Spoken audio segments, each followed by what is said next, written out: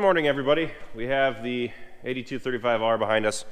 So as many of you know, we have the Unverfirth here, and the 8235R has an adapter on the PTO, and we needed to take the adapter off because the Unverfirth is a large 1000, and right now you're looking at the small 1000 adapter.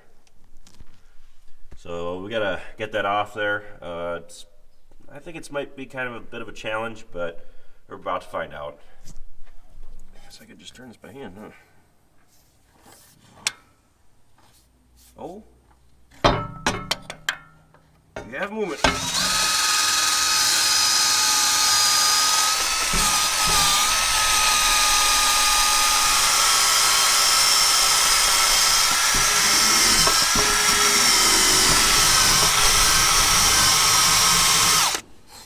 So Sloan's here, retorquing the cart wheels for us. We just got the adapter off the PTO. We still got to hook up the PTO, but watching them retorque the wheels. Quick, Kent, what's the specification again? 475. 475.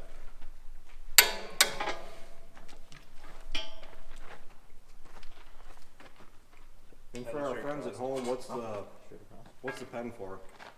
Just to make sure I don't miss one.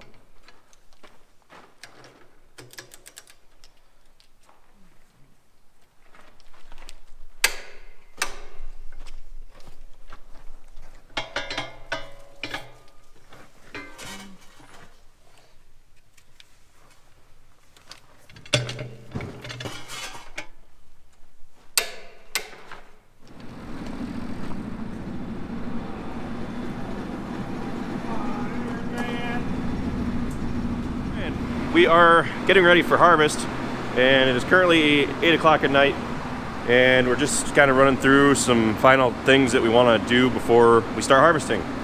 So I got the PTO shaft put on the Unverfirth, and went pretty smoothly. This cart is all greased and ready to go. Travis is currently working on the grain wagon. So what we've been working on today with the grain wagon is we've been working to put a light on the inside as well as a camera so that Travis can see inside the wagon from the tractor seat. So when we're down at Travis's place, or when we're filling from other farms and we're bringing the grain back to Rockville, which we'll still be doing this year, even though we have a semi, because the semi cannot get in down to Travis's place. I also don't think that the semi can get into my place very easily. I have never done it yet. I'm sure that time will come, but for now, we're just going to be hauling the grain back to the main farms like we always have and putting them into the grain bins. Usually he'll hop on the wagon and keep a close eye on it so that we can fill it as full as possible, and he'll tell me whether to pull forward or backward. Now from the seat of the 82, I can't really see inside of the wagon from where we usually park. So hopefully this way he'll have a view inside, and you won't have to get out of the 7600, and it'll hopefully help speed things up a little bit. The 7600 now has LED lights all the way around it except for the front. Travis wanted to keep those regular halogens because on the road what happens is just those lights are on, and typically, you know, you're kind of blinding cars as it is, so he doesn't want to put LED lights on there and make them upset that way. Usually you want to run as few lights on the road as possible so you don't blind the drivers. That's a pretty good view inside the wagon. I think you should tilt it up just a little bit more because we really don't need to see down below. Really all I care to see is to make sure that the door is closed on the wagon and be able to see up as high as we can, because we usually pile this wagon pretty full. Well, in all of our haste to get this done, because, you know, we got things to do, I messed this up. It'll work. I'm probably going to leave it for the time being because, you know, we may potentially be cutting beans tomorrow, and, you know, it's nice to have it. But what's probably going to end up happening, just to clean this up, I'm probably going to... See, the problem is I ran it through this hole here, this void in the grain cart, or in the grain wagon, I really originally had in my mind I was actually going to run the wire up where you're at and then across on top. But then once I got going, I realized I'd rather run it back like this underneath this lip. And I'm probably going to just go through and drill 3 or 4 holes across here just wide enough for cable ties. And then keep this up out of the way so the grain can't hit it. But because we had to go pull our uncle out of the mud, my thought process got jogged a little bit.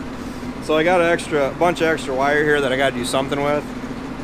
It's not the end of the world that it's there. It's just that I'm a type of person, I like it to be all organized and cleaned up. So what we really did here, for those that are wondering, we do a lot of unloading at night. We will be using this wagon substantially again this fall.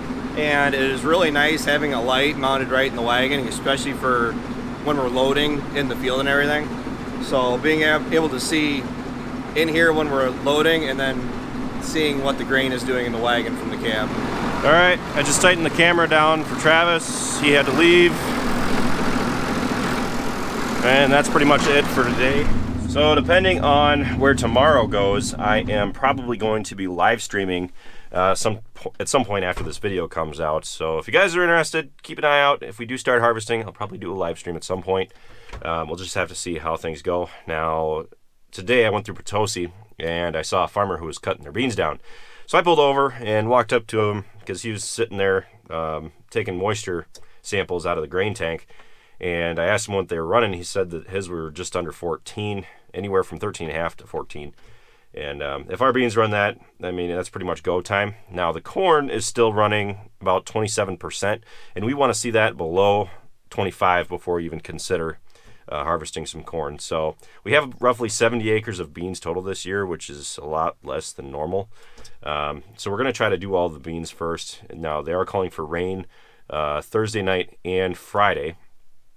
So we're going to try harvesting as much as we can here tomorrow and the following day, provided the weather holds out and the conditions are good. So be sure to stay tuned. This is just kind of a pre-harvest briefing. I wanted to run you guys through, talk about what was going on, all the things that we've got going on around here. We've done a lot of updates. We've done a lot of prepping, like with the grain wagon and everything. So hopefully this harvest should go by a lot faster. I think that by having that underfirth, it's going to make things a lot easier on us. We're going to have a heck of a lot more storage out in the field. So I'm thinking what we're going to do with the 4640 is probably hook it up to the Brent. So we got a hammer strap for it because we thought, you know, if the 82 is going to be on the underfirth all harvest, we'd like to be able to do some VTing with it. So we had talked about it before, but then we just want to have the Brent cart ready just in case we want to increase our storage capacity out in the field, because if we take the 46 somewhere and we treat it nicely, it should handle that small Brent cart fairly well. And a lot of people have mentioned to not overload the underfirth, which I'm kind of thinking we won't try to do because with all the rain that we've been having. And I just took the 7600 out to the pasture tonight because one of our relatives went out there with their trailer and they got stuck. So the moisture is pretty high in the soil, especially in the lower spots. We don't want to get this thing stuck because we really don't have anything else that could pull it out. So just how things are going. Just want to give you guys an update. So I'll be sure to keep you guys in the loop on Friday. Will probably be a harvesting video if we do start tomorrow. I'll probably also be live streaming with Dad when we first get started. So with that, thanks for watching this video, guys, and be sure to tune in on Friday as well as the live stream. See you then.